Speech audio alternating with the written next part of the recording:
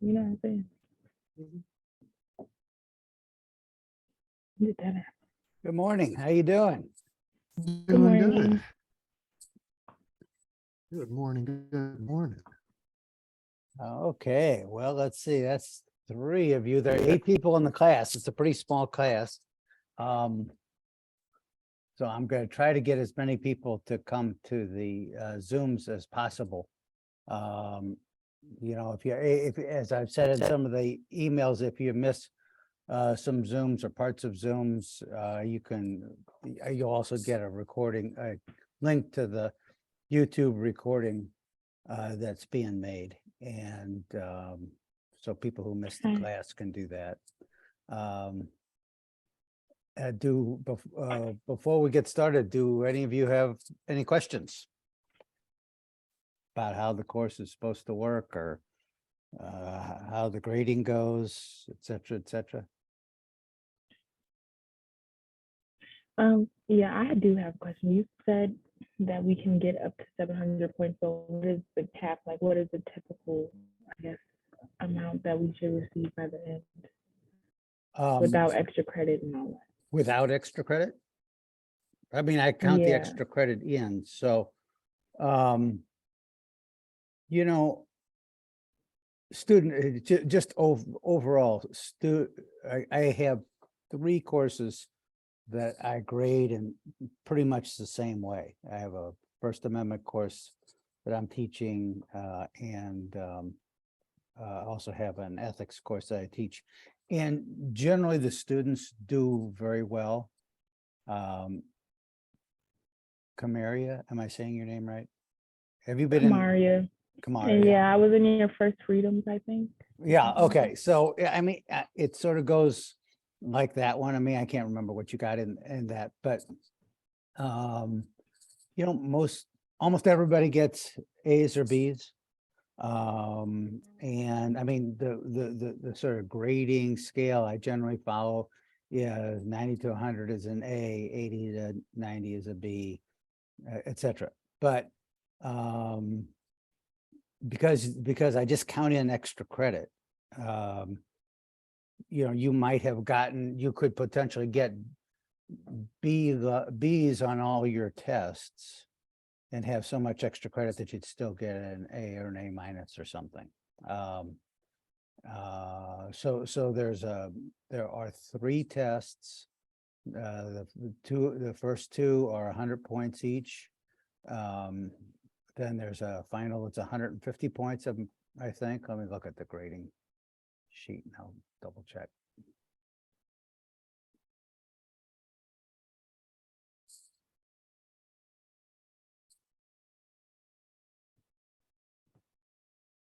Yeah, that's right. 100. So 100 points for the first 2 tests, 150 for the final. Class participation is 150 points. Basically, if you come to all the Zooms, you'll get those 150 points.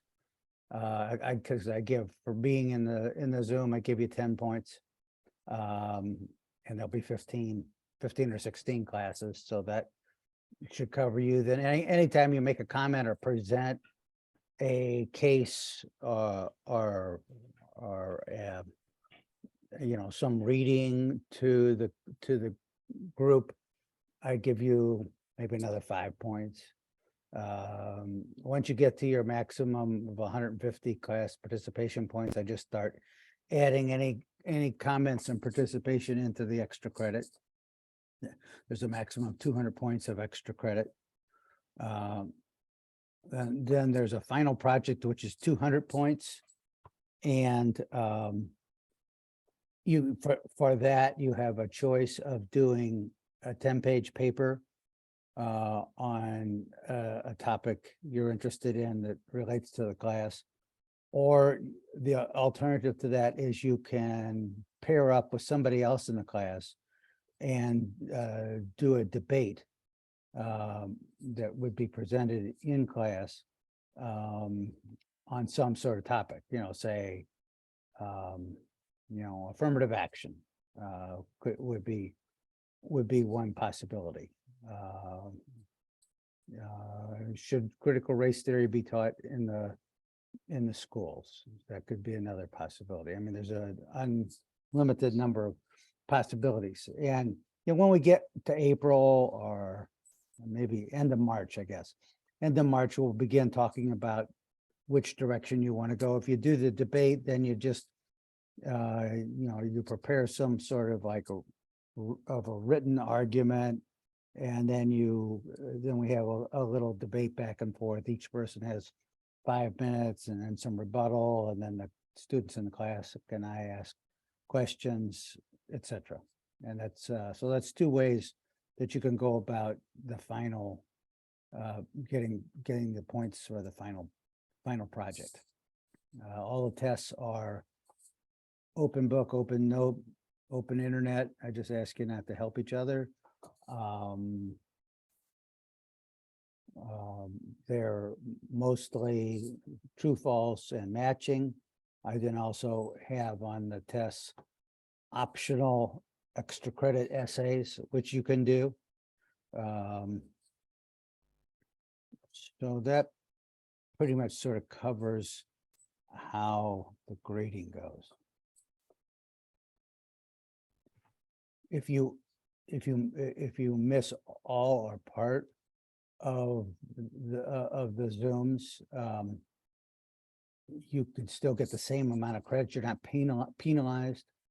I mean, as far as I know, nobody in the class has got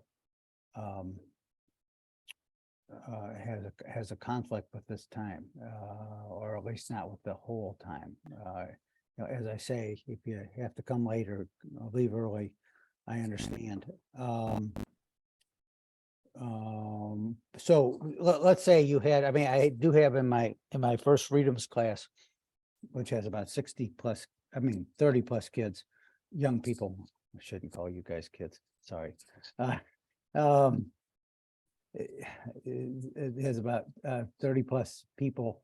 There are a number of people who can't come to any of the Zooms. And so they're going to watch the Zooms on the YouTube recording, and then they can just post information to the discussion prompt, which is under discussions. And they end up getting their class participation points that way.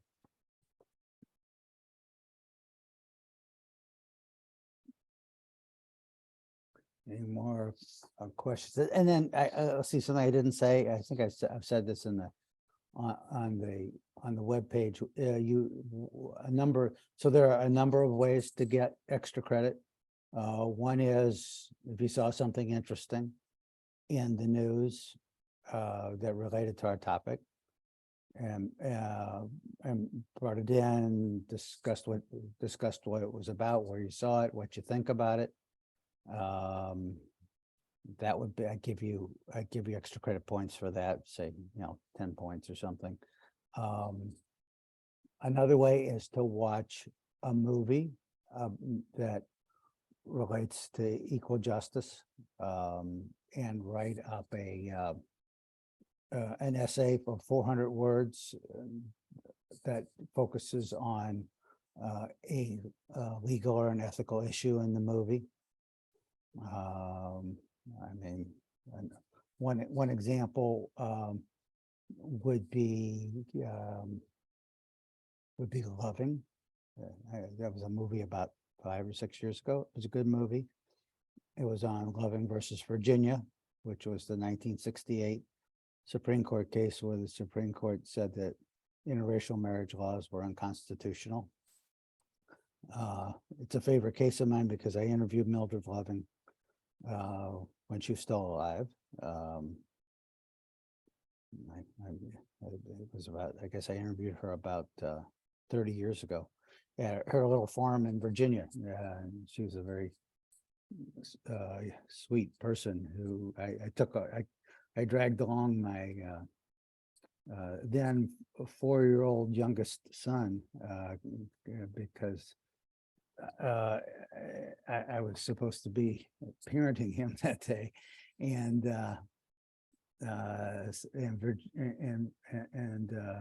Mildred Loving made cookies and milk for him, and he still remembers that day driving down into a Virginia rural area and meeting her.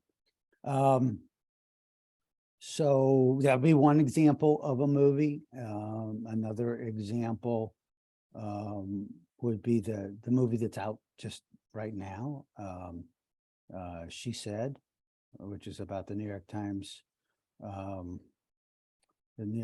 reporters who disclosed that Harvey Weinstein, the Hollywood producer, was a serial sexual predator, leading to Weinstein's downfall and prison sentences for raping Hollywood stars or female assistants. That's a good movie. I just watched it the other night. And what would be another example?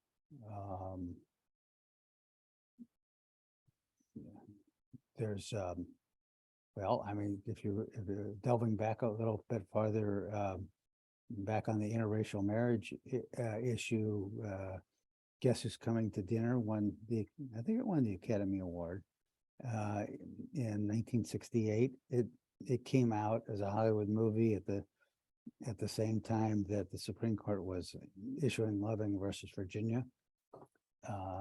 Actually, it came out a couple of months after Loving was announced by the Supreme Court. Sidney Poitier was a Black doctor and Nobel Prize winner, and was marrying the daughter of a liberal California couple who had their liberalism tested in that movie. It was at a, I mean, it seems ridiculous when we talk about it today. But I mean, it was at a time when, I mean, most even supposedly enlightened white parents wouldn't have wanted their son or daughter to date or marry a Black man.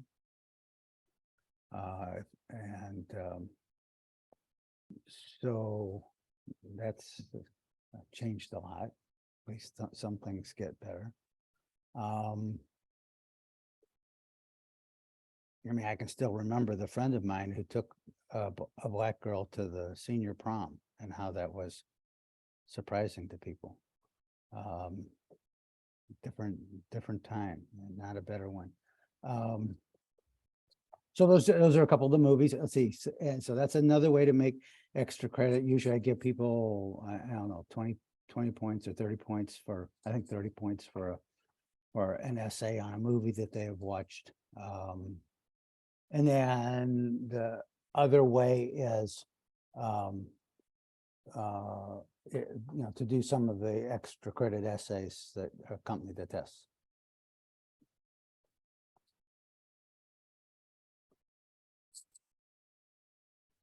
Have you three all taken the pretest? Okay, great. If you haven't, just go ahead and take it right now, while we do further introductions.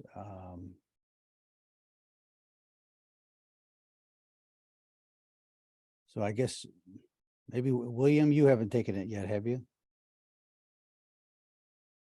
That is correct, yes. So you can, while we talk about who we are and a little bit more about how the course goes, why don't you go ahead and do that? Because these pre-tests, I don't want you studying for them. They don't count towards your grade. Neither does the post-test. And this is just to measure, what do you know when the class starts? So that then when you take the same test at the end of the class, hopefully you'll know a lot more and do a lot better. So I actually like people to do badly on the pretest, because then they always make a big improvement by the time of the post-test. And then I can say, declare victory and say, look how much I taught you. So it's a way to assess Now, the job that the professor is doing and the job that the course does, teaching the content that we're promising to teach. And you can find the pretest under, look under quizzes. Well, first it's on the assessment on the homepage. It's on the assessment drop-down menu under quizzes and then pretest.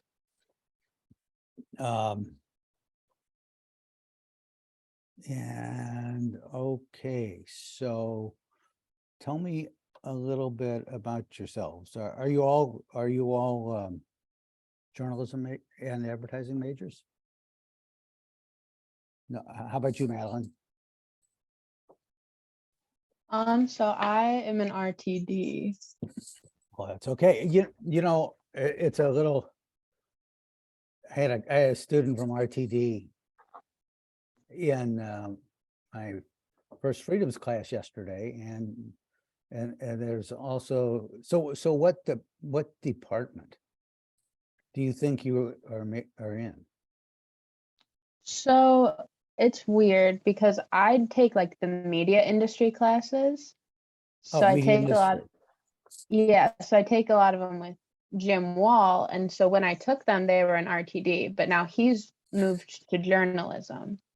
Right. So So I, what year are you in your? I'm a senior. So Well, this is my last semester. The way the system works is you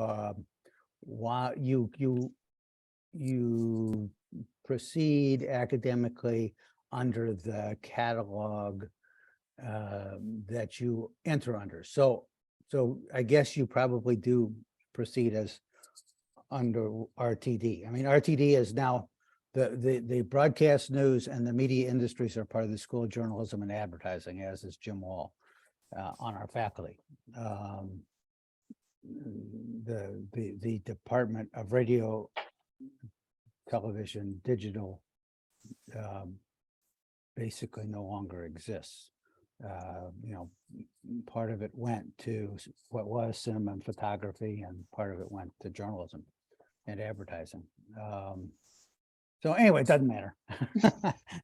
I don't know. I guess your diploma will say RTD, even though that will no longer be Yeah. a real a real major. Anyway, so what? So you say you're a junior, Madeline? Whoops. What? Sorry, Madeline, cut out a lot. let me see if want to make sure my Wi-Fi is right. Yeah, okay. So you are you're a junior? Senior. Senior, okay, sorry. Yeah. And Okay. so what other classes have you taken so far in RTD? I've taken like media management. I've taken like promoting the media. I don't know. I took a lot of like those type of classes. So I what do you take a want? lot of Advertising?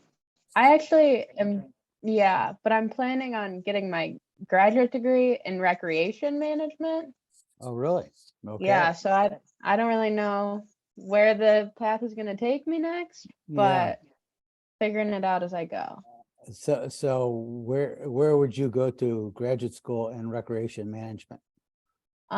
Well, I applied to here, and then I applied to University of Wisconsin La Crosse, and then University of Iowa. So those are like the three places that I might end up. Preferably, I'd end up here because my boyfriend wants to come back to grad school here too. So it would just make sense. Yeah, it does make sense to try to end up where your boyfriend is going to. Yeah. My wife and I had a number of those kinds of decisions to cross. And in recreational management, what would you do? Would you plan recreational programs, or would you be, like a teacher, or how would that work? I'd like to work either doing that, like planning programming, or working in like community outreach. So my like dream job is to work for like WWE and like work in their community outreach, because then I feel like I'd be partially combining what I know with like the media and like media promotion and stuff like that, and recreation and like stuff like that. That'd be like my dream job. Okay, I gotta plead ignorance. What is WWE? So it's World Wrestling Entertainment. So it's like the big dog for like wrestling entertainment. Okay, male wrestlers and female wrestlers. Yup. How'd you get interested in that? So you know Emily Cooper. I do. The so she's my sister-in-law. Your sister-in-law. So Yeah. so does that mean that the person she just married is your brother? Yup. Oh, okay. So me and my brothers have been really into wrestling like our whole lives. And so now Emily and my boyfriend, we all go to like wrestling events together. I didn't know this about Emily. Yeah. I'm glad Yeah. I'm glad to learn this. That's interesting. Yeah. I wouldn't have guessed it. But she doesn't No. really exactly seem like go to a wrestling match and cheer loudly and demonstrably. There's like one big like huge, there's like a couple big like pay-per-views, and one of them is the Royal Rumble, which is happening this month. But last year it was in St. Louis, and we like all bought like got these expensive tickets for Christmas and like drove to St. Louis and like watched this big wrestling event together. It was a lot of fun. I mean, my vision of Emily is sitting in the back of my class that I First Freedoms class I was teaching in about 5 years ago when she was a Daily Egyptian editor, right? Maybe 4 years ago. And she was just like very demure. I don't mean that in a negative way. Yeah. Quiet person who sat in the back of the class and would Mhm. every once in a while raise her hand and have the right answer. Yeah. So I really like Emily. I mean, she's Mhm. I'm her advisor on her master's project. As a matter Yeah. of fact, she's stuck with me a lot because she also is like the student editor on the journalism review that we publish. So she ends up having to, she had to copy edit that whole long project that I gave you guys the link on the Supreme Court. So so hopefully she knows what's in there. Okay, now that's interesting. So I'm glad I asked the question about Yeah. what WWE is. All right. Kamaria, right? Tell me about yourself. I probably have asked you before in some similar context in First Freedoms, but I don't remember. Were you also in a media literacy course? What was in probably, yeah. Yeah, I okay. took all of those. Your name jumps out at me. The reason I recognize your name is partly that there's a person who works in the college whose name is Debbie Harmon, who I spend a lot of time working with because she's the bookkeeper. So she's in charge of the money. So when I saw the name, I know that her daughter, she has a daughter who is in who I think is in the School of Journalism. So that's why your name jumped out at me. I didn't know whether you were her daughter or not. But I presume you're not. No, I'm not. So tell me about yourself. I'm a senior too. I'm graduating in May. Journalism major. I don't know. Like you want to know like work experience? I don't know. Like right now, I told you I have an internship through Paul Simon Public Policy, and I'm working at the Capitol with Illinois House Democratic comms and legislative staff. So that's where I am right now. Literally. Right, great. So what kind of stuff do you do for the legislative staff? Right now it's pretty slow, but I've been doing like press releases, list building, stuff like that, like getting talking points. And then like finding their media outlets and staying in contact with whoever's in their district. So whenever I do have to do a press release, I have to send it out to whoever is like running their district offices and keeping up with that. And then like when they are voting and or they're voting on different bills or presenting different bills in different committees, we have to be here all day and just be on call like when they're on the floor and stuff like that.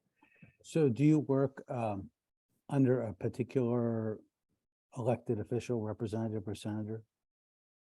Not me as an intern specifically, but everybody else gets like different representatives they have to staff. So for the legislative staff, they probably get like 3 or 4, and for the communication staff, they probably get like 10 or 12. And are you working with a particular committee? No, it's whatever it reps, whatever like committee they're in. So essentially, so they get to choose which committee they want to be a part of, and whoever you get assigned to, you're going to be working with whatever they get to choose. But you yourself are not assigned to a particular representative or senator. No. Okay. I have a little bit of a clue what it's like to be in your position, in that between when I was in college, I spent some time as an intern on Capitol Hill in DC, and doing the same kind of stuff that you're doing of, writing press releases or that kind of thing. What they would refer to as constituent services. So if they got a letter from a constituent with a problem with their social security or this or that, trying to call up the department of the government to try to help them figure it out, and then write a letter to them. So what I found that even though that sometimes might seem like sort of boring work, I found that it really gave me an idea of how Capitol Hill worked, and then that was useful to me later when I came back as a reporter in the Washington Bureau of the Post-Dispatch, and was writing about how Capitol Hill worked. So I think it's a useful. Is there a particular Paul Simon public policy administrator who oversees Linda this program? Baker. Oh, Linda, okay, I know her. Actually, I came into SIU through the Paul Simon Public Policy Institute because this was back when Paul Simon was actually alive. I started as at the Paul Simon Policy Institute on January 1st of 2006, right after I left the Post-Dispatch. And Mike Lawrence, who was the head of the Paul Simon Public Policy Institute before David Yepsen, who preceded the current head, who is Shaw, right? Is the current head of the Paul Simon Institute is I think Shaw. Anyway, Mike Lawrence, I had as an editorial writer, I had Mike Lawrence was one of my sources when I was writing about Illinois government, and he was at that time Jim Edgar's press secretary. So when Mike saw that I was leaving the Post-Dispatch, he offered me a job in the Paul Simon Public Policy Institute, and then the director of the School of Journalism quit, and I ended up in that job, which I was the director until 2014. So I think the Paul Simon Public Policy Institute's a really important part of SIU, placing people in jobs like you're working in. How much does it go till the end of the year? Yeah, to the end of the session, which is by May 19th. Okay. And then you graduate, and I guess you don't know what you're going to do after that. I plan on going to UIS to do public affairs reporting, and I'll be back at the Capitol next session. Okay, so you're going to go to where? University of Illinois Springfield, and they have a public affairs reporting. That's a great, so have you applied or you're already in it or what?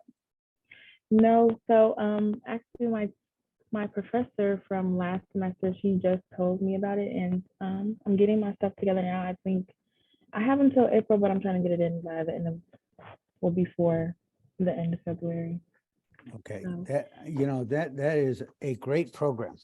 I couldn't recommend it more highly. I mean, I do that for several reasons. One is that I have former reporting colleagues who went through that program.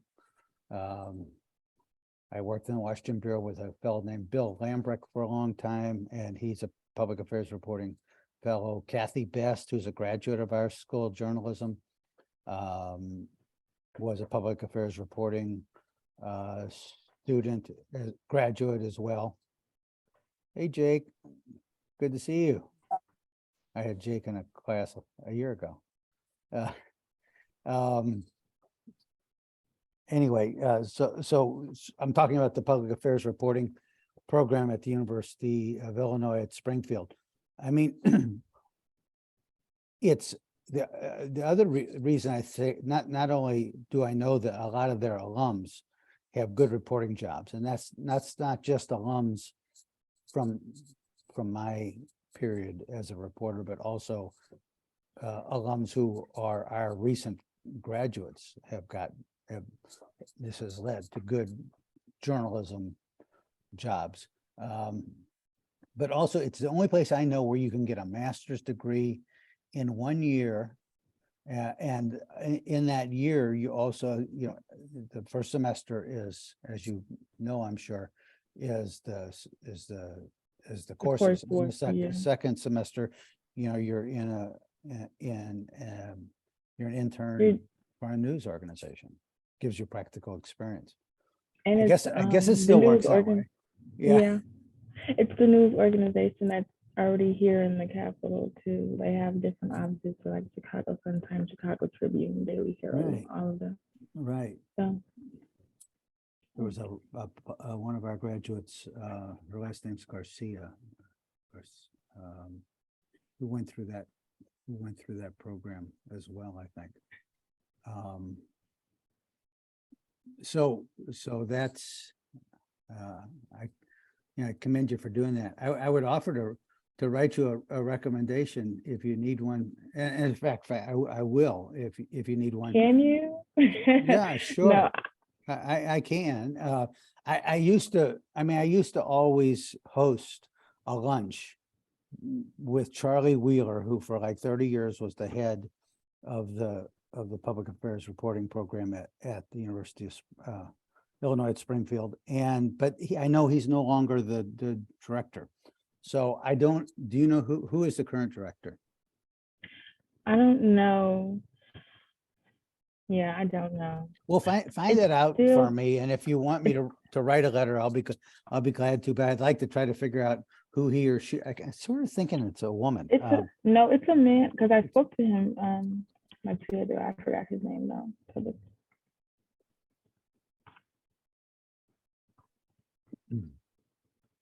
I don't know. Jason R. Piscia. Okay, so it's not a person I necessarily know, but I'll be glad to write you a letter when you're getting your application together. All right, thank you. So yeah, I think that's a great plan. Let's see. So which was our faculty member who recommended this program to you? Well, last semester, our professor Lindsay King, she had to leave in the middle of the semester, so we all got like different people, I guess, to fill in. And there was this woman named Molly Parker. She was actually, I was working with her at the Southern Illinois, and she came to teach our class, and she was in the PAR program too. Right. Yeah. And Molly's a good reporter. She just had a really good series of articles on, I think it was on a mental health facility where there was a lot of abuse going on. So she's a good addition and right, another good example of somebody who was in the PAR program. That's great. Mm-hmm. Oh, okay. What part of Illinois are you from? I'm from the north suburb of Chicago, Evanston, Okay. like northwestern area. Uh, okay. Hey, Jake, are you behind your name? Are you there, Jake? I was just gonna tell him to do the pretest if, because I don't think he's down here as having done it. I'll tell you what I'm gonna put in the chat. To Jake.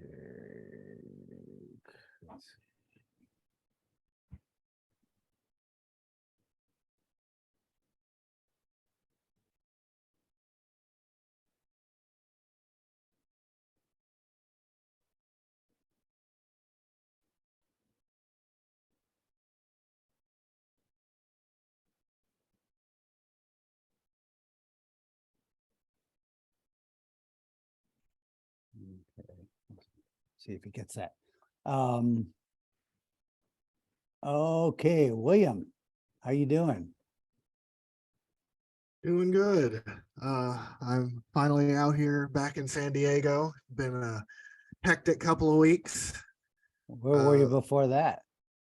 I was actually on campus. I took all my classes last semester on campus, and I came back to finish up my degree for two reasons. One, more just mental health. It's easier for me to focus on my work while I'm out here. And second, my wife is in the Navy out here, and she is set to get her orders in the next couple of months. And when that happens, they won't pay to move us from two different locations. So I need to be here for that.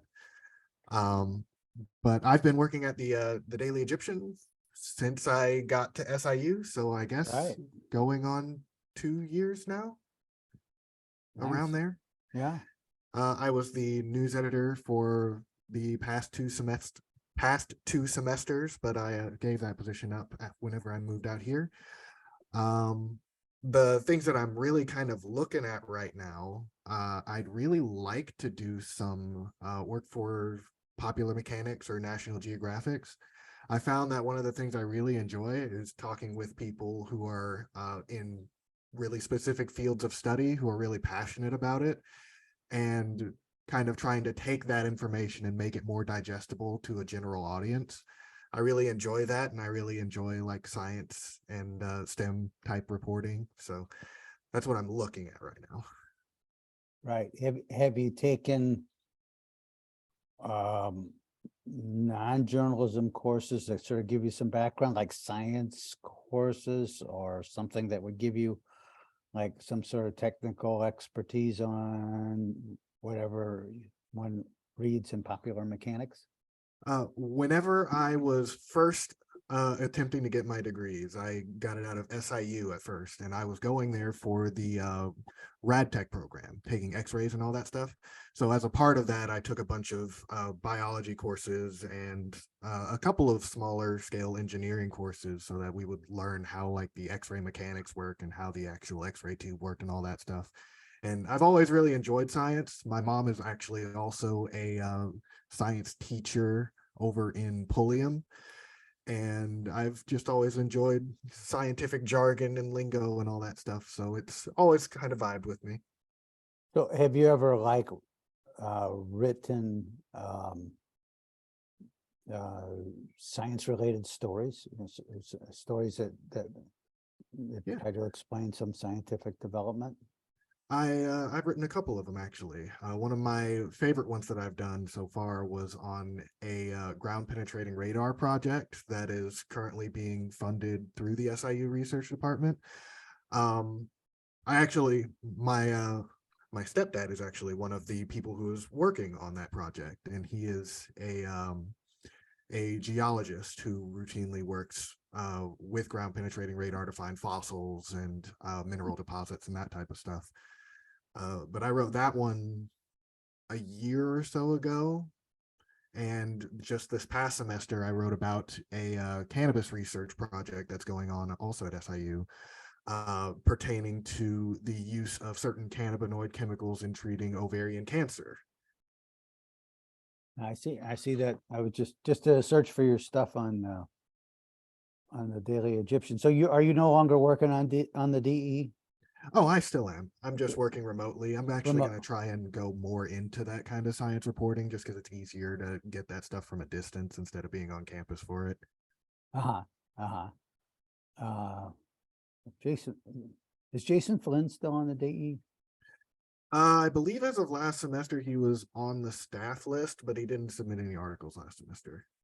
Um, I actually haven't had contact with Jason in a bit. I just sort of wondered what he was doing. Let's see here.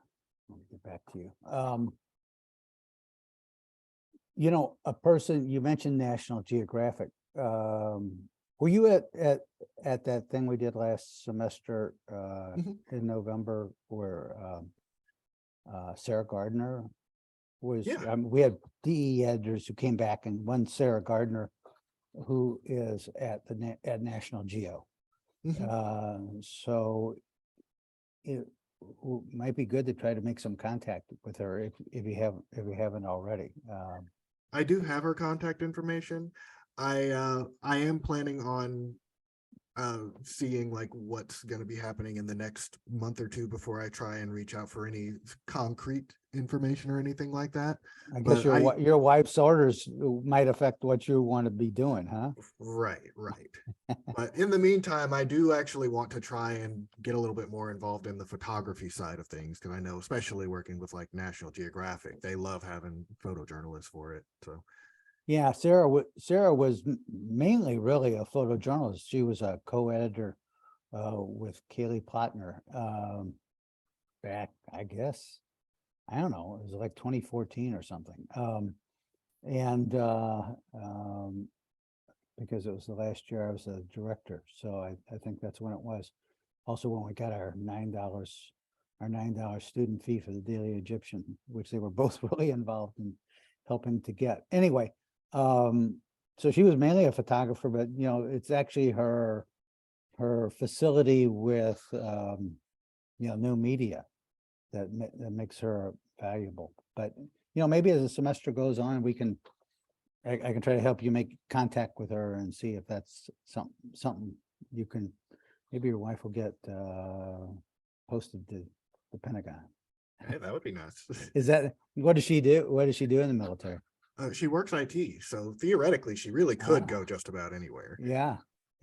Some of the places she is considered on her list so far has been either staying but here in San Diego, going over to, I believe it's what's the one that's right next to Richmond? Not Camp Or Norfolk. Norfolk. Oh yeah. Yeah. Norfolk is one of the big ones for IT. And she's also floated the idea of going over to Japan. So well, those all sound really interesting. yeah. So do you graduate in May? Yes. Okay. Yeah. And I'll be coming back on campus to do the whole walk-in ceremony and everything. I'm looking forward to it. So are all of you distance learning students? Are some of you actually on campus? Madeline, are you on campus? Yeah, I'm on campus. I live in Carbondale. So your other classes are face-to-face? I have one other online course, but otherwise. Okay. Okay, well, that sounds interesting. William, I'd say you should think about the PAR program too, but I don't think they have an online version. I mean, I have no idea, to be honest with you, but I'd love to be in San Diego myself. I'd be glad to trade with you right now. It's cold out this window. San Diego. I've never lived in San Diego. I went to college in Stanford, and why I ever left California, I still am a little puzzled about it, trying to answer that. Okay, so Jake, you there yet? I think Jake's hiding from us. Yes, I'm here. Oh, there you go. Okay. Yeah, I got So- the pre-test done. So Okay, awesome. How are you doing, Jake? I haven't I'm good. I'm taking 2 of your courses. So I'm pretty excited for both. I after doing that one project on working at the Motel 6 Yeah. Whoops. newspaper around here, and they really enjoyed it, and they sent it to like a database to Bloomberg, and actually a Bloomberg reporter reached out to me and was wondering if after I graduated if I wanted to do an internship at Bloomberg News. Oh, nice. Yeah, so that's hopefully what, because this hopefully is my last semester, and then after that I'll graduate and hopefully end up at Bloomberg or some news company. So for the rest of you, Jake was in a social justice reporting course that I taught last spring, and he at the time he was working as a night clerk. Tell me if I get this wrong. Night clerk in a motel in the Chicago area, and there were what, like a dozen permanent residents there. Yeah, about 12. Yeah. And so he just wrote about that situation, and it was a really interesting story. I'm glad it got. I'm glad you say the local paper was interested, and then Bloomberg is. Yeah, local paper, and then they sent it, or I guess one of the reporters from Bloomberg was doing a story, or well, he writes on hotels and like business news, and so he was researching and he found my article, and so that's how he ended up meeting me and kind of just took it from there. So Oh, good. Okay, that sounds good. Are you in the First Freedoms class? I'm in specialized topics, which is this one, and then yeah, First Freedom. Oh, Yeah. okay, great. You'll be sick and tired of me by the end of the Not at maybe- all. Maybe pretty maybe pretty soon. Okay, so let me go through. Whoops, that's the wrong one. Let me go through the pretest and the answers. Oh, you know what? Before I do that, let me make sure I give you guys credit for being here. Class participation. So like I said earlier, I give you 10 points for being on the Zoom.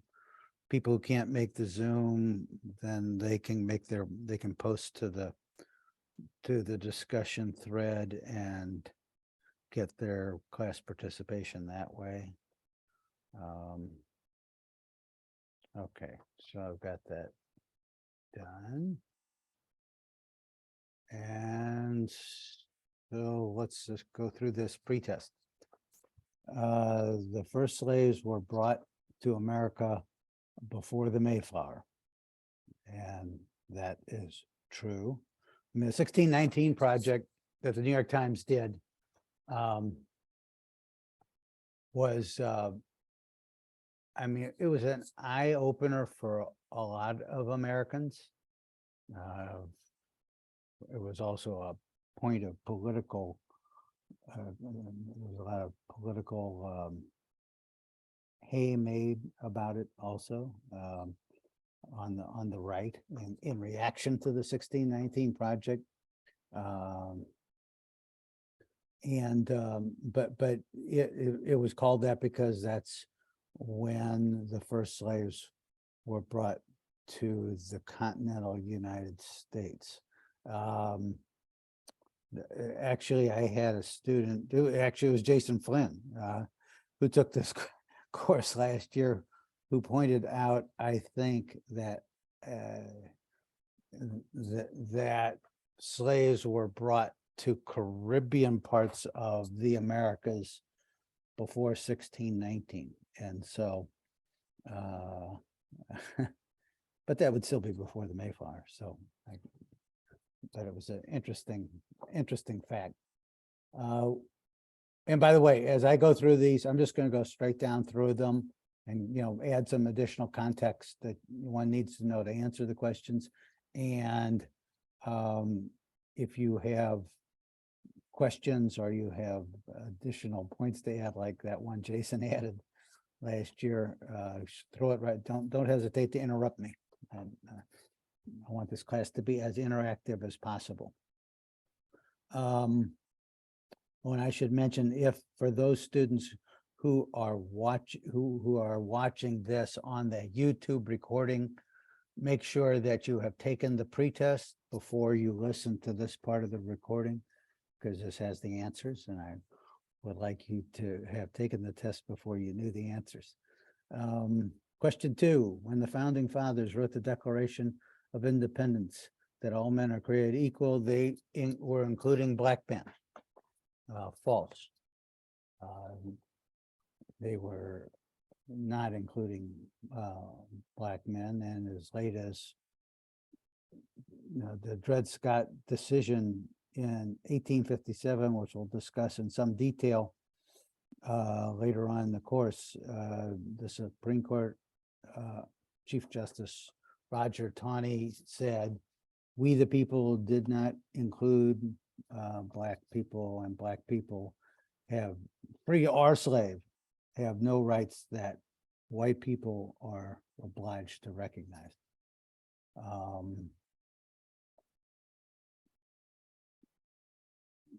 Of course, Abraham Lincoln in that period of time argued that we the people did include black men, and that the Dred Scott decision was wrongly decided. But like I say, we'll get to that later. The Declaration of Independence is question 3. The Declaration of Independence's promise of equality included women. No, it did not. Women didn't win the right to vote until nationwide until 1920, with the passage of the 19th Amendment. We'll spend several classes on that. And then, the Equal Rights Amendment was defeated in the 1970s. That would have given women full equality in the Constitution.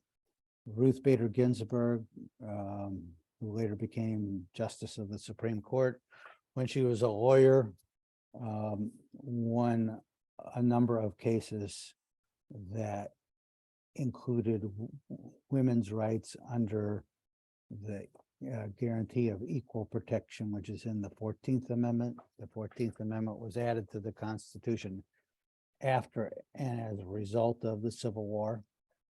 But at first, for the next, so it was added in, I think it was 1867. And for the next 100 years after that,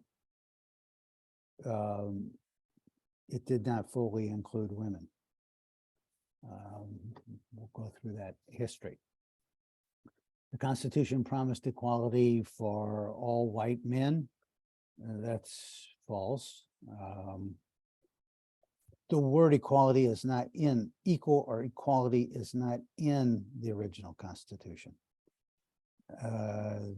The value of equality, it was expressed in the Declaration of Independence, but it was not expressed in the Constitution until the 14th Amendment, which says no state can deny people equal protection of the law.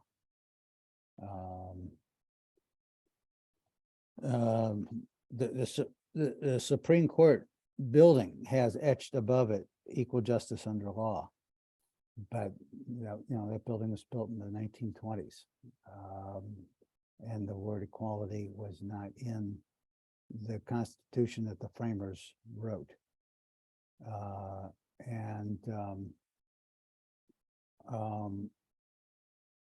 At the time that the Constitution was written in 1787, in the summer of 1787 in Philadelphia, only 15% of the population could vote. Only, in many states, only white men with property.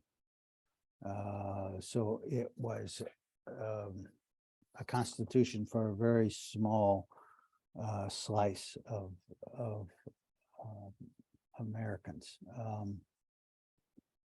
The right to vote is not protected in the Constitution. The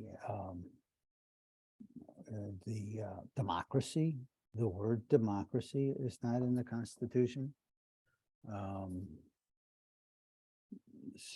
So the document that, you know, that we are still governed under had a number of limitations that some subsequent Supreme Court decisions and amendments have rectified, and others that have not been rectified. See, question 5. There was a consensus in Philadelphia that the Constitution needed a Bill of Rights to protect, whoops, I can't see the rest of that, to protect equality. Well, that's wrong. That's false for 2 reasons. The first reason is that there wasn't a consensus in Philadelphia that there needed to be a Bill of Rights, which is why the Bill of Rights wasn't part of the original Constitution. It was added. It was added 2 years after the government started. It was added in 1791. It had to be added. The reason it was added was that the supporters of the opponents of the Constitution, of ratifying the original Constitution, said one of the reasons they were against it is it lacked the Bill of Rights. People like Patrick Henry in Virginia, with, you know, was a great sort of Revolutionary War orator, was against ratifying the Constitution, partly because it lacked a Bill of Rights. And so to get the Constitution ratified in the Constitution of 1787 ratified in states, big populous states like Virginia and New York, the supporters of the Constitution had to promise to add a Bill of Rights.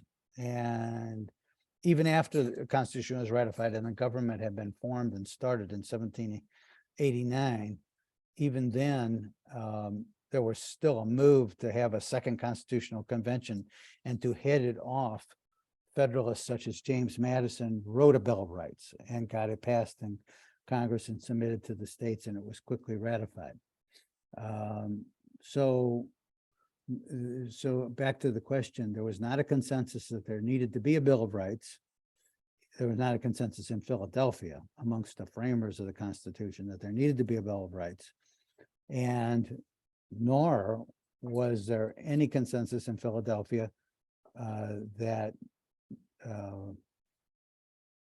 the Constitution should protect equality.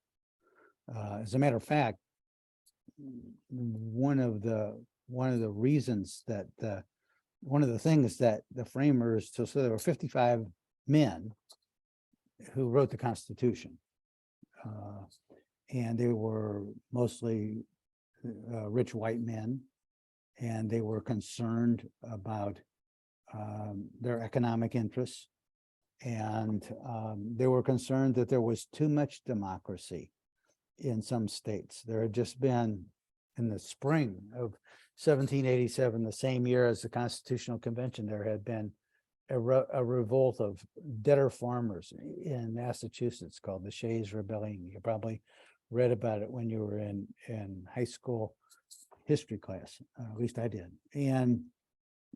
And a lot of the framers of the Constitution felt as though the state legislature in Massachusetts had been too sympathetic to the debtor farmers. You know, these men in Philadelphia were framing the Constitution, were creditors. They were rich. They wanted people to pay their debts. And so they wanted less democracy, and thought that and didn't want to enfranchise people who didn't have property. So there was no consensus in Philadelphia that there either needed to be a Bill of Rights or that there should be equality. Question number 6. Nicole Hannah-Jones, the Pulitzer Prize winning New York Times reporter, was correct in saying that preservation of slavery was a major reason for the colonists to declare independence from England, which was at that time freeing its slaves. It's true that Nicole Hannah-Jones won the Pulitzer Prize for her essay, which I asked you to read for this class. But she later corrected that assertion in her essay that preservation of slavery was a major reason that the colonists declared independence. It may have been a subsidiary factor, but it was not the major or a major reason that the colonists declared independence. Although it is true that England at that time was moving towards freeing slaves. Question 7. The Constitution barred Congress from abolishing the fugitive slave trade for the immediate future. False.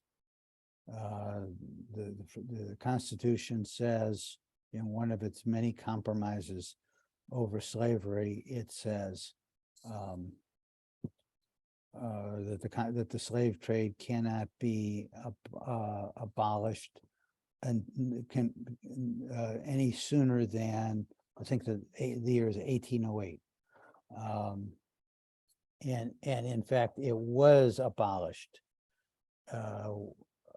during the end of Thomas Jefferson's presidency in 1808, even though Jefferson was himself, a slaveholder and had, we now know, had children by Sally Hemings, one of his slaves who he had taken with him as a young woman to France when he was ambassador to France in the 1790s.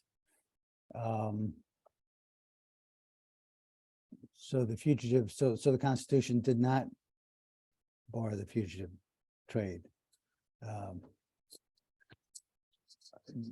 Did not bar the slave trade.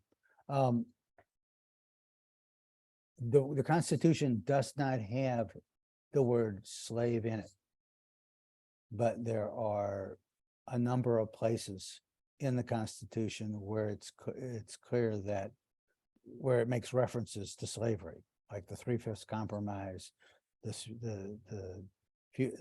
slave trade provision, the provision about states having to return runaway slaves. It doesn't use the word slaves to their masters. So the Constitution, you only have to get 5 paragraphs into the Constitution until you run into the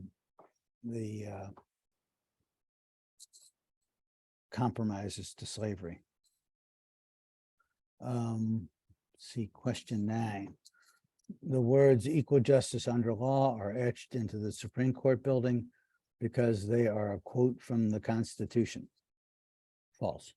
Equality is equal justice under law is not in the Constitution, either as originally written or as amended. Equal protection is in the 14th Amendment, as I said, from the Civil War. Only reason that the 14th Amendment became part of the Constitution is that the Southern states had to agree to ratify the 14th Amendment as a condition of readmission to the Union. Otherwise, there would not have been enough support to ratify the equality provision in the Constitution. I think it was the architect of the Supreme Court building who thought equal justice under law was a good phrase to add. Although the court itself, I think actually the Chief Justice then I think I've read that it was Charles Evans Hughes. I know it was Charles Evans Hughes, and I think that I think he also approved that language or supported that language. Question 10, the 3/5 compromise in the Constitution meant that slaves and blacks got 3/5 of a vote. False. What it actually did is it gave slaveholders more political power. It meant that the southern states got not only the votes of white men, in most of the states, white men with property, but also that the electoral votes of those states were weighted, got also added to that 3/5 of the slaves in those states. The slaves didn't get to cast those votes. It was the slaveholders and white property people who were casting those extra votes representing 3/5 of the slaves in those states. So the South in the period before the Civil War had extra voting power. Thomas Jefferson wouldn't have won the election of 1800, but for the extra voting power that Virginia and other southern states had. You know, the Republicans who are in control of the House, one of the things they were going to do at the beginning was to, in the first week of control, was to read the Constitution out loud, you know, in order to celebrate it. And I kept looking for a story that would say what did they do when they got to the 5th paragraph and the 3/5 compromise. I wonder if it's obviously no longer an enforceable part of the Constitution, but I wonder if they read it. I'll do a little research and find that out. If anybody finds that out, they can bring that in for extra credit. Question 11, Abraham Lincoln said in the Lincoln-Douglas debates that blacks should not be jurors or allowed to marry whites. True. You know, we sometimes think of the Lincoln-Douglas debates as these high-minded debates where Lincoln was an abolitionist and Douglas was pro-slavery, and that's not really exactly the way it went. I mean, Lincoln was against slavery expanding. He wasn't advocating the abolition of slavery. Lincoln wasn't an abolitionist until the Emancipation Proclamation of January 1st, 1863, which we just celebrated an anniversary of. And even then you could argue he wasn't an abolitionist because the Emancipation Proclamation only freed slaves in rebelling states. And he didn't control any of the rebelling states. So it wasn't really until abolition didn't really occur until the passage of the 13th Amendment, ending slavery, which was actually one of Lincoln's last acts as president, but right before he was assassinated, was to get the 13th Amendment through Congress and enacted. I sort of think, I mean, I'd have to look back and double check, but I sort of think that the 13th Amendment was ratified within a month of Lincoln's assassination. I'd have to double check that, but very soon before. I mean, not long before Lincoln's assassination. And he said, Lincoln in the Lincoln-Douglas debate said those words about jurors and interracial marriage, you know, that the blacks could never be the equal of whites, Lincoln said. And the reason he did that was that Douglas was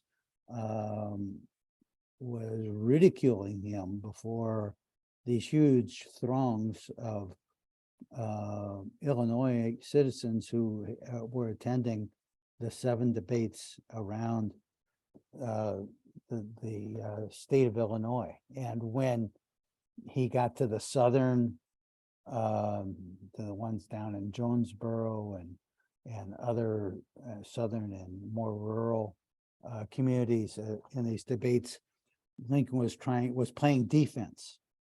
And Douglas was ridiculing him for having friends like Frederick Douglass, the famous Black emancipator, or favorite abolitionist.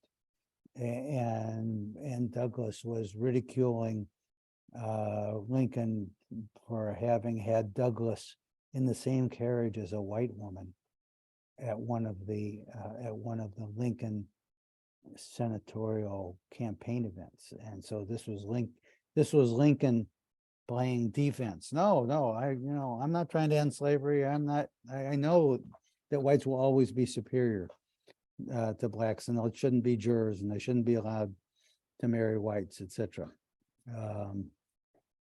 Lincoln lost that Senate seat to Douglas, but then he beat Douglas 2 years later for president. But before Lincoln could even make it to Washington, D.C., the South had begun to secede.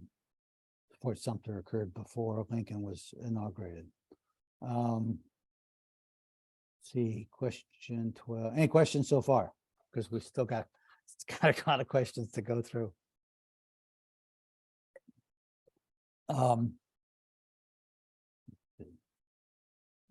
The first words of the Declaration of Independence are "We the people." False. We the people is the preamble of the Constitution. And keep in mind, the Declaration of Independence is a really important document, and it, what was an inspiring statement of American values and the values of ordinary men. All men are created equal, but it's not enforceable in any court. You can't go into a court and say my right to happiness that was promised in the Declaration of Independence is being denied by this or that law. The Constitution is enforceable. You can go into a court and say, my First Amendment right to not have my speech abridged is being violated by X law. But you can't go in and say, my right to equality or to happiness, pursuit of happiness, are being violated by a law. For the Declaration of Independence is not enforceable in the courts, federal or state. Nor do I really know of I don't know of a Supreme Court decision that turned on the interpretation of "we the people" in the preamble of the Constitution, except to the extent that Chief Justice Taney said in Dred Scott that "we the people" didn't include black people, white or free or slave. All the founding fathers were men, and 13 were slaveholders, as were 3 of the first 4 presidents. True. Washington was a slaveholder. Jefferson was a slaveholder. Madison was a slaveholder. John Adams from Massachusetts was not. Question 14, the Native American population of America decreased over time, with Illinois' Native American population declining from 10,000 to under 1,000 in the 2 centuries from 1650 to 1850. That is a true statement. Which is why some people compare the westward movement of the United States, sometimes referred to as manifest destiny, that it was the destiny of America to move west. Some people will say, well, if you look at the impact on the people who are already here, Native Americans, that it was more of a holocaust than a manifest destiny. The Missouri Compromise, which, by the way, we just passed 2 years ago, the 200th anniversary of it. The Missouri Compromise was in 1821. The Missouri Compromise was an attempt to limit the spread of slavery in the territories. True.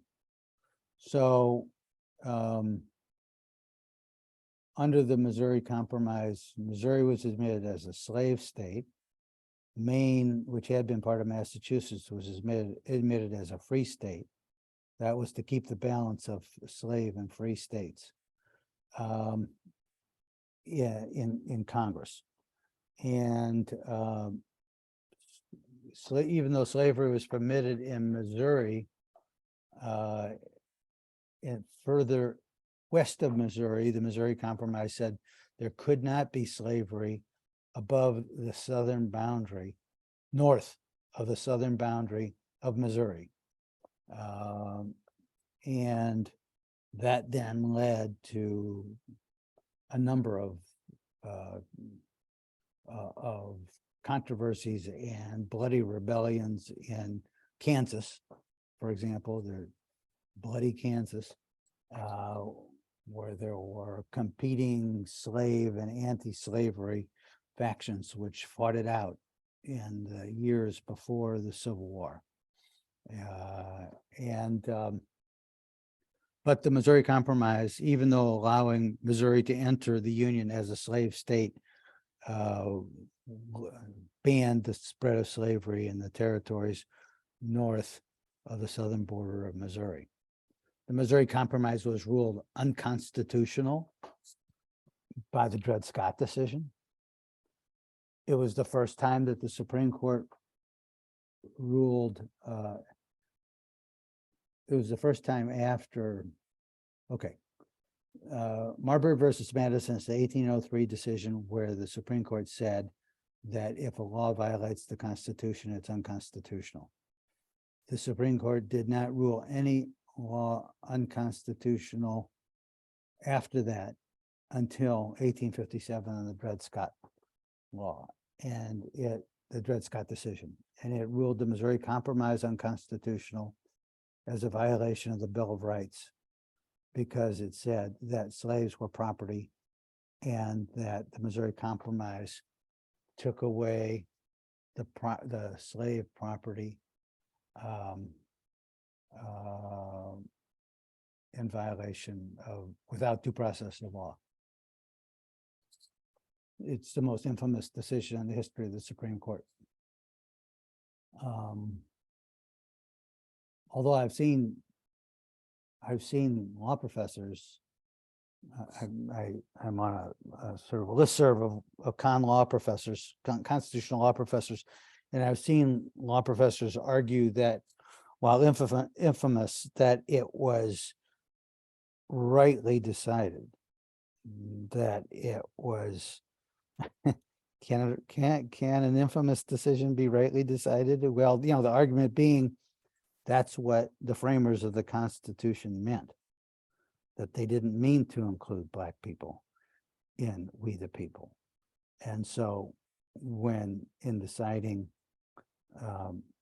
Dred Scott decision, it was correct as a matter of original interpretation of the Constitution, which is the way the current Supreme Court interprets the Constitution, that it was therefore, even though it was wrong and infamous and caused a civil and led to a civil war where 500,000 men were killed, at least 500,000, that still it was rightly decided based on the original interpretation of the Constitution. That's a little legal and ethical puzzle for you. I still find puzzling. Let's see. Question 16, the Dred Scott decision in 1857 was supported by President Buchanan as a way to settle the issue of slavery. That's true. I think that Buchanan said at his inaugural speech that, the Supreme Court, which preceded the Dred Scott decision, but he had been tipped off as to what the Dred Scott decision was going to be. And he said that the Supreme Court was about to issue a decision that would settle, be a permanent solution to the issue of slavery. To the contrary, led to the Civil War. Question 17. Congress tried repeatedly in the decades before the Civil War to compromise slavery. True. The Missouri Compromise was one example. Kansas-Nebraska bill, Compromise of 1850. Stephen Douglas of Illinois, the senator from Illinois who debated Lincoln in the Lincoln-Douglas debates and then lost the presidency to him in 1860. He was in favor of what he called, he supported the Dred Scott decision, and he was in favor of what he called popular sovereignty, which meant that instead of banning slavery north of the southern border of Missouri, as the Missouri Compromise had done, he was in favor of each state as it entered the Union getting to vote on whether or not to have slavery. And that was what was referred to as popular sovereignty. Lincoln opposed popular sovereignty, supported the Missouri Compromise to limit the spread of slavery in the territories, and raised the issue of, under popular sovereignty and Dred Scott, couldn't states that were free reinstitute slavery. And that was his argument. Question 9. Let's see, wait.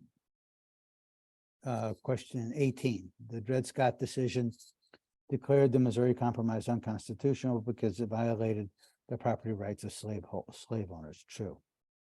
Just explained that. We the people in the preamble of the Constitution included women who generally had full legal rights at the founding. False. They had no legal rights at the founding.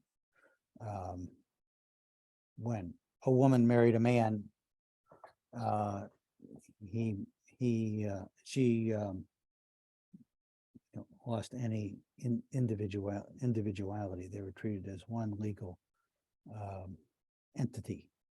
We'll get to the period, and then even after the 14th Amendment was added with equal protection after the Civil War, there was a woman from Illinois, Myra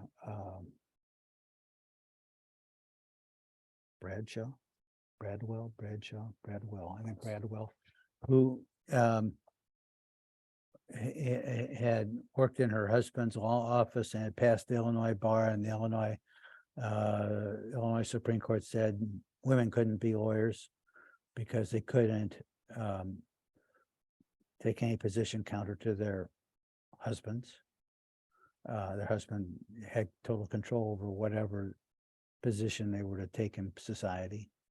And the Supreme Court said, that's right.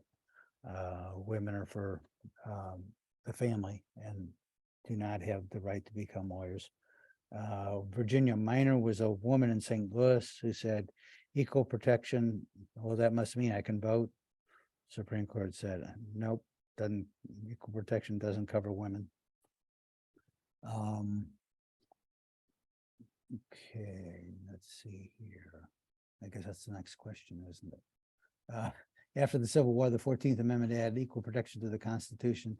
That meant women could vote and serve as lawyers. False. We'll study those two cases when we get to them.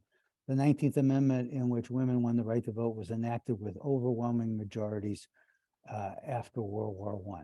It was enacted after World War I, but not with overwhelming majorities. As a matter of fact, it passed in Tennessee as the last vote to ratify it passed by one vote. that one vote was a young representative whose mom had written to him. He had opposed the 19th Amendment. His mom wrote to him and asked him to change his mind, and he did. So it was by the narrowest of majorities.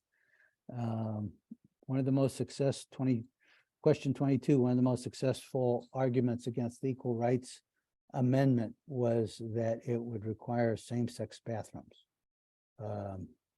They seem sort of ridiculous today, but it's true. It is true. Phyllis Schlafly, who is the Illinois woman who led the fight against ratification of the Equal Rights Amendment, had a couple of different arguments. One was it would require same-sex bathrooms. Another was that would require, it would, I guess, require and allow women in the military.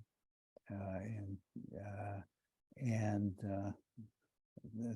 third, that the role of women was to be in the home. Provide for the family and etc. Even though Phyllis Schlafly herself was actually a very active and woman in society.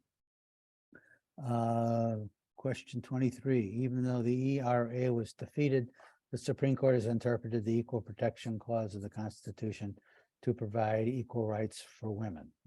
That's true. It was true when I wrote the it's true when I wrote this. One could argue after the overturning of Roe in the Dobbs decision, one could argue, I think, that it wasn't, I mean, it's complicated. The Roe was not based on Equal Protection Clause. Dobbs' decision was not, well, okay, so Roe was based on the 14th Amendment, the liberty protected by the Due Process Clause of the 14th Amendment. When Roe was reaffirmed in the Casey decision of 1992, the Supreme Court added an equality argument, not referring directly to the Equal Protection Clause, but saying that a woman couldn't really have an equality in society if she couldn't control her reproductive freedom. The Supreme Court justice, the justice's opinion in the Dobbs case, Justice Alito's opinion, said that the equality argument added in Planned Parenthood was not convincing, and that there had been so many advances, equality advances for women in society. Family Medical Leave Act, Pregnancy Discrimination Act,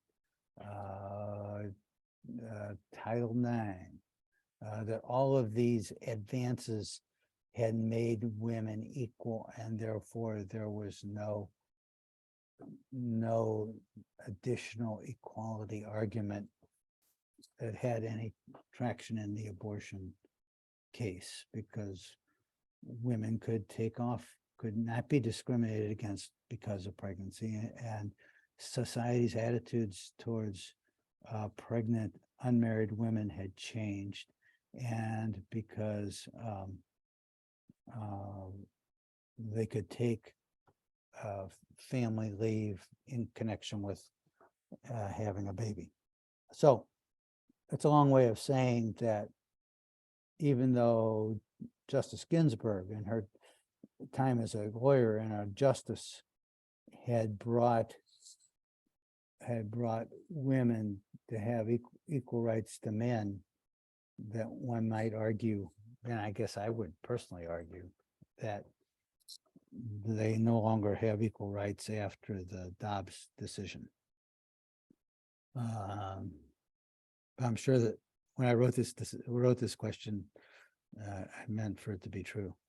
The 14th Amendment enacted, this is the question 24, the 14th Amendment enacted because of the Civil War is the basis of the constitutional right to same-sex marriage and interracial marriage. True. It's based on two parts of the 14th. Those constitutional rights are based on two parts of the 14th Amendment, the two parts I just talked about: liberty protected by due process and equal protection.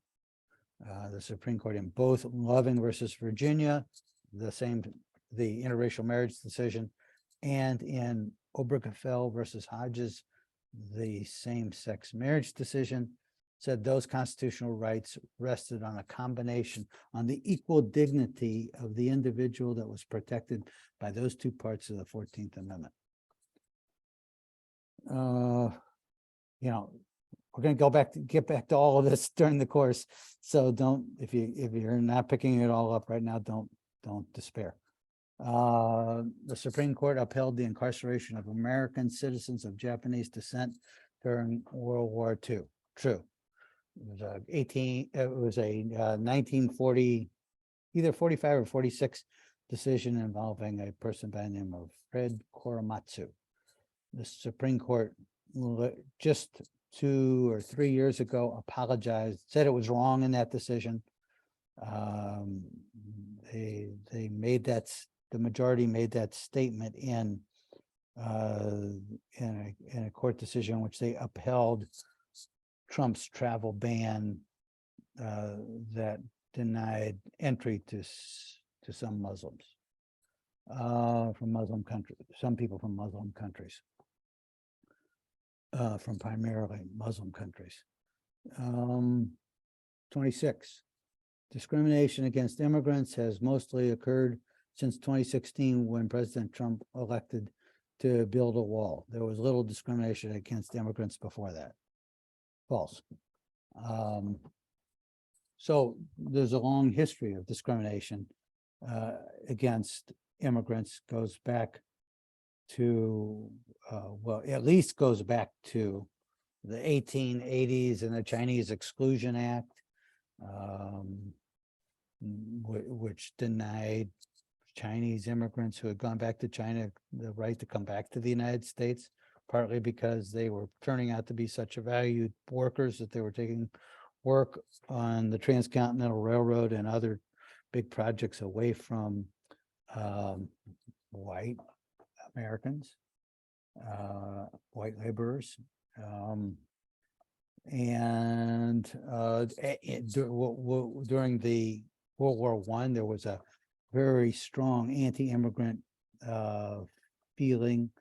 It was thought that they're the immigrants of choice who were discriminated against were primarily those from Southern Europe, Italy in particular.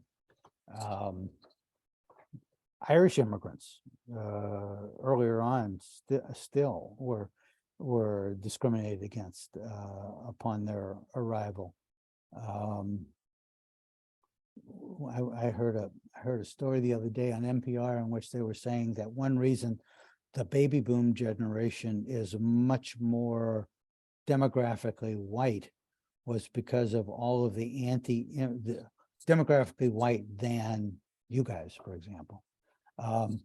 One reason for that is that all of the discrimination in immigration, in anti-immigration laws, from the Chinese Exclusion Act through World War I through the 1920s and 1930s, and the result of that on what our baby boomer generation looks like.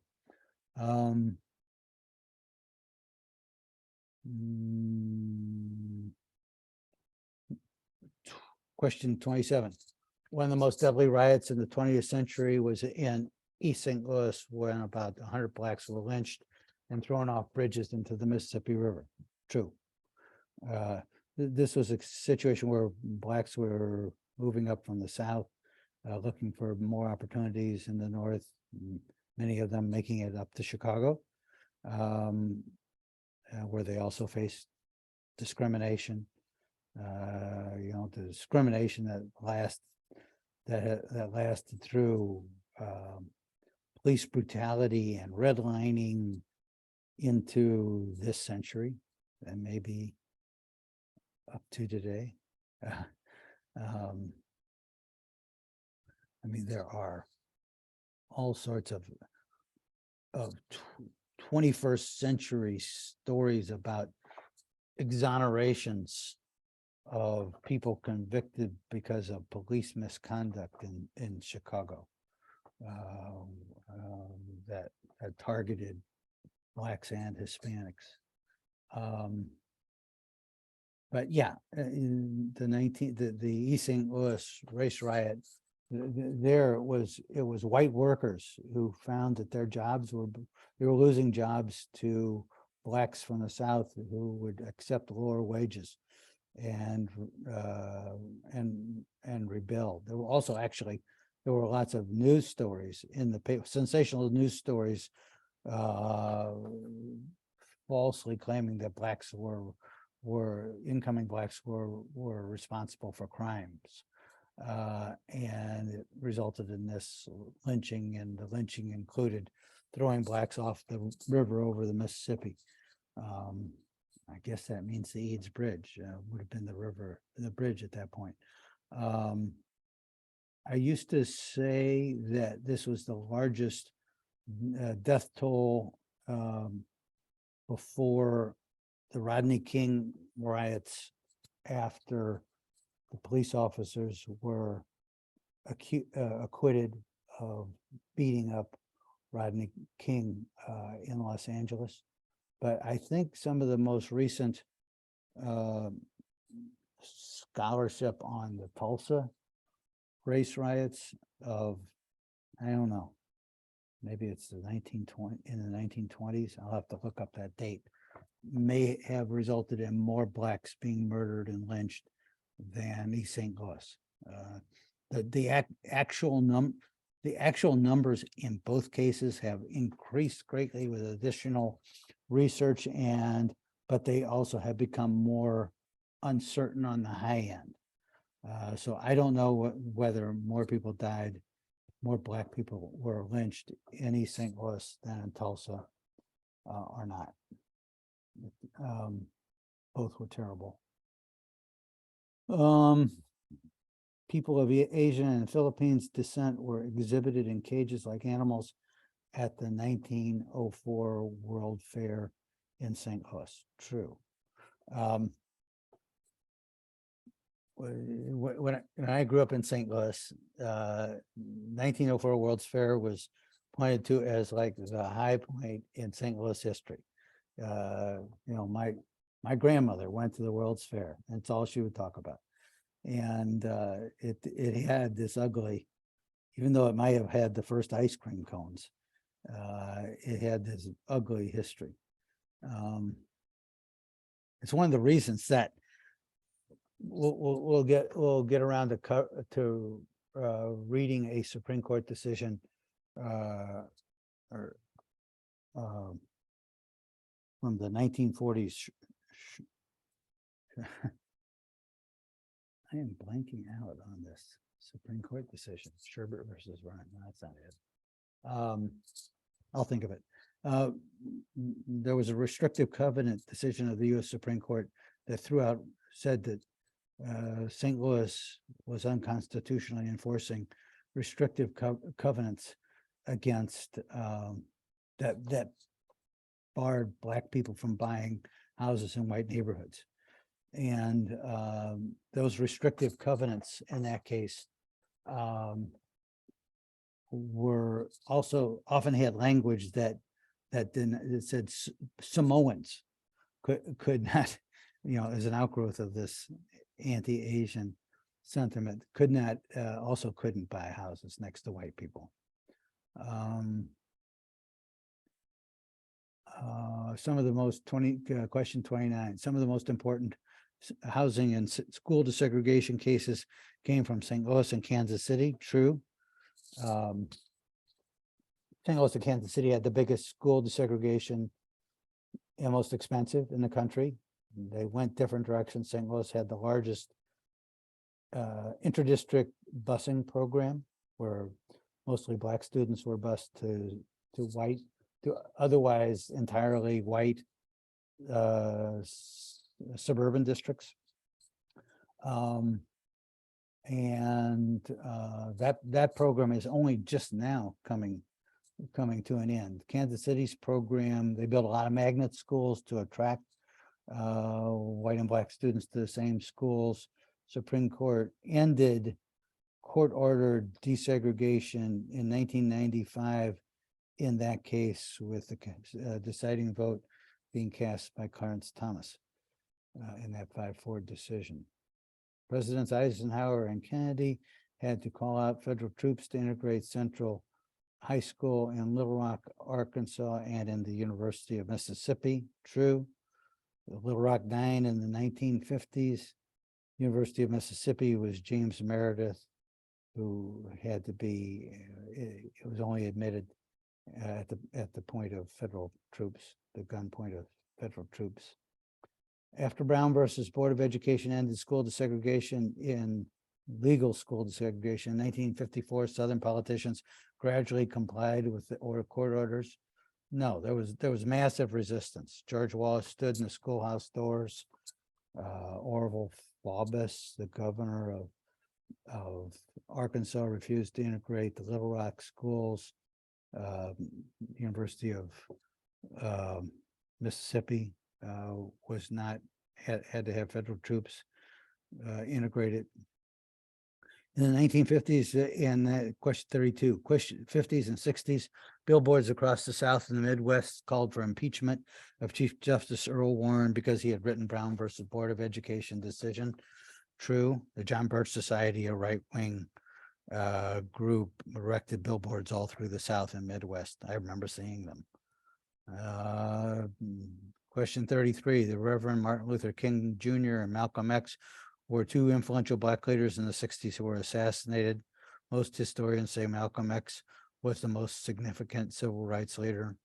False. They were both assassinated, but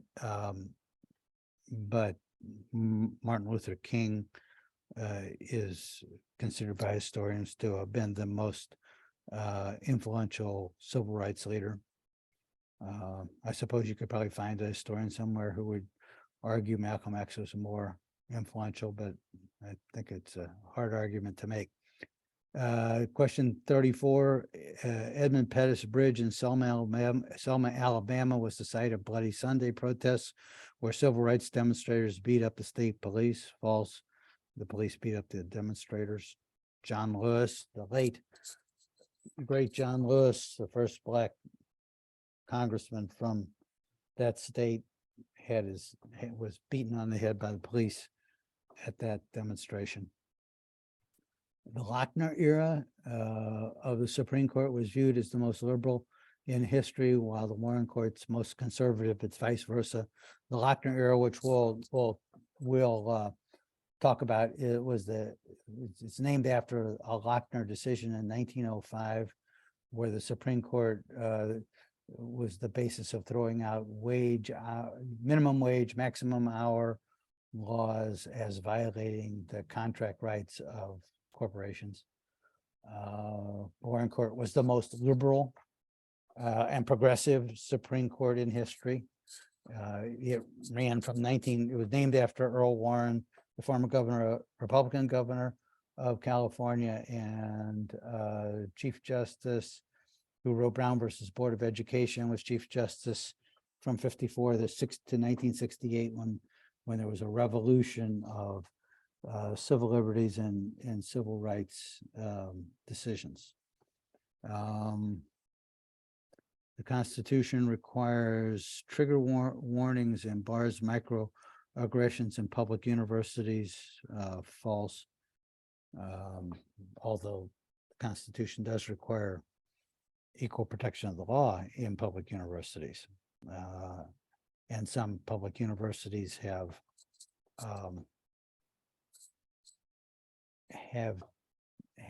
imposed trigger warnings or bans on microaggressions as a way to try to achieve greater equality, but they are not required by the Constitution. Question 37, equal protection protected by the 14th Amendment allows universities to implement narrow affirmative action in order to achieve greater diversity in the classroom. True, but it might not be true by the time we finish this course. There's an affirmative action case before the Supreme Court, which almost certainly will overturn all the precedents on affirmative action. Ever since the Bakke decision in 1978, I think, the Supreme Court has permitted narrow affirmative action to achieve the compelling government interest of greater diversity in the classroom. Probably this Supreme Court will probably decide this year in cases from Harvard and North Carolina that race cannot be considered in college admissions. That violates both the Equal Protection Law clause and Title VII of the Civil Rights Law that bans race considerations in racial discrimination. The main justification for affirmative action in universities is past racial discrimination. You'd think so, but no. Actually, it's to promote diversity. The Supreme Court has actually very specifically said that like a generalized effort to rectify a history of racial discrimination in society is not a compelling interest that thus justifies affirmative action. Only the promotion, only a university's First Amendment desire to promote diversity in its student body justifies affirmative action. Question 39, public schools regularly teach critical race theory in the United States today, which includes telling white students they should feel guilty about slavery and segregation. If you listen to some of the Republican politicians, you'd think the answer was true, but it's false. The critical race theory is a very specific theory developed at Harvard Law School, and it's not taught in public schools around the country.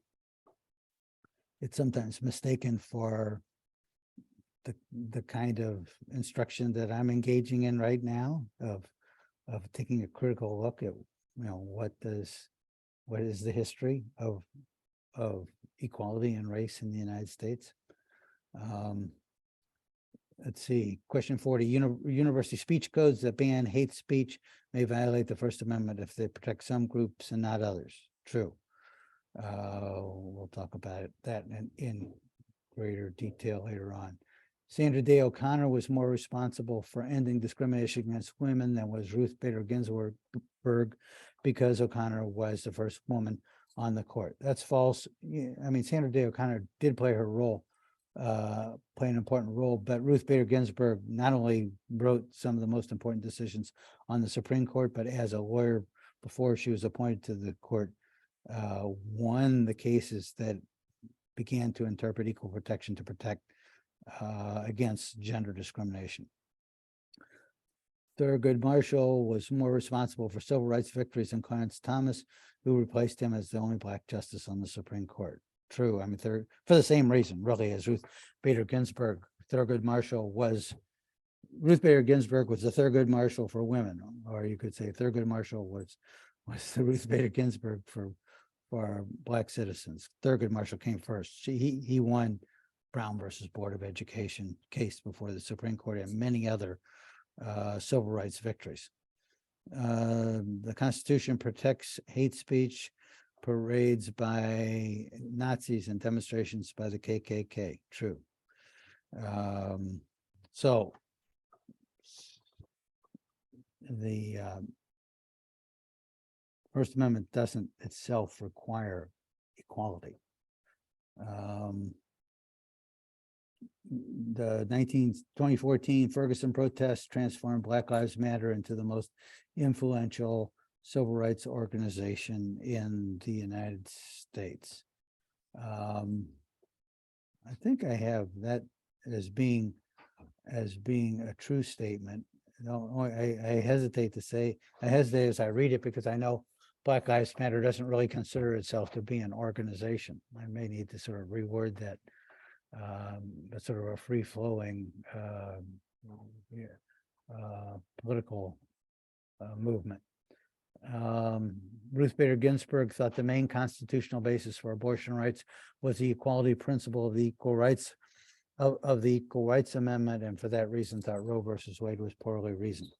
Well, she did think equality was a better justification, but the Equal Rights Amendment wasn't enacted.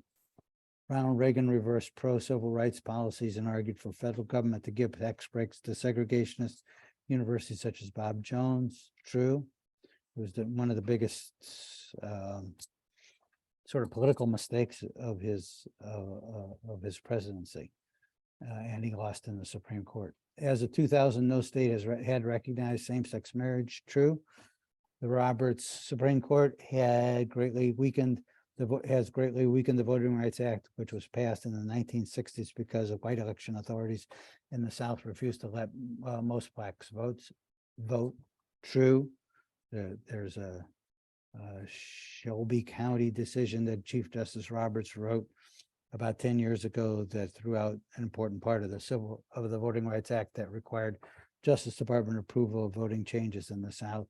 Because there's not pre-approval by the Justice Department, there have been lots of changes in Southern voting laws that have a negative effect on blacks voting in elections. The federal courts almost always give benefit of the doubt to the police in police abuse cases. True. There's a whole series of legal doctrines that give the police the benefit of the doubt. Last but not least, Clarence Thomas and Anita Hill confrontation 3 decades ago woke up America to sexual harassment as a form of sex discrimination. True. Before Anita Hill, the college professor, made those allegations of sexual harassment against Clarence Thomas at his confirmation hearings, there had been very little attention in the United States to sexual harassment being a form of sex discrimination. Now, everyone, the Supreme Court recognizes it as that. At the time of the Thomas Anita Hill confirmation hearings, most people believe Clarence Thomas's version that he had not harassed her. Today, most Americans believe Anita Hill. And questions?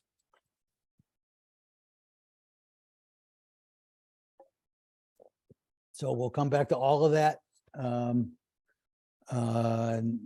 back to all of that next through this course. Next Thursday, well, let's talk about the 1619 essay of Nicole Hannah Jones and the 1776 report commissioned by President Trump that contested that disagreed with the 1619 project. And make sure you've read the piece that I sent along to you before this class. It comes out of my Supreme Court project on the history of discrimination in the under the Constitution. Any questions? All righty. See you all next week. Have a good one. You too.